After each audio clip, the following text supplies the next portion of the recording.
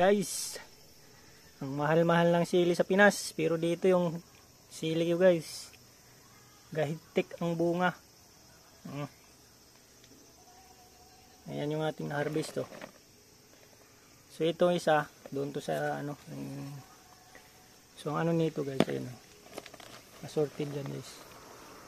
Itang mahabang sili. So dito lang yan guys sa aking isang punong ano sili. Ayan o. Ayan na yung sanga niya.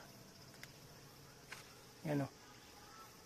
So marami pa siyang bunga guys, pero hindi ko inubos kasi para lumaki.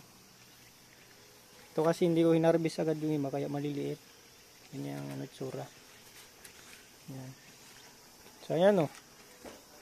Bandihadong sili. So itong may bilog-bilog dito to guys sa kabila. So dito siya, itong isang sili.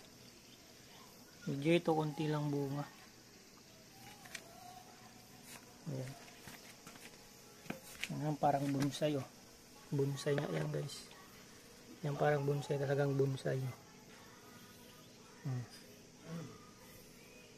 So ayan, problemado sa Pinas sa sili ha. Mahal-mahal ng sili.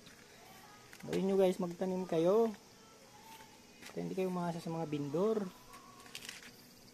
Ayan o, bandihadong sili. So meron tayong okra.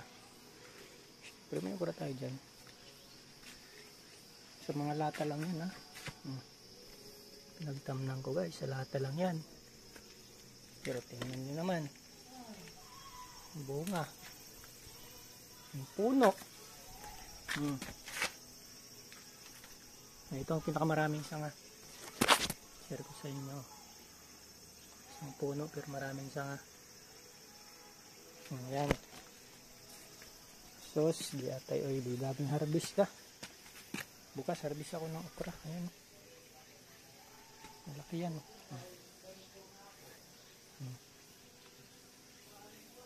Diba?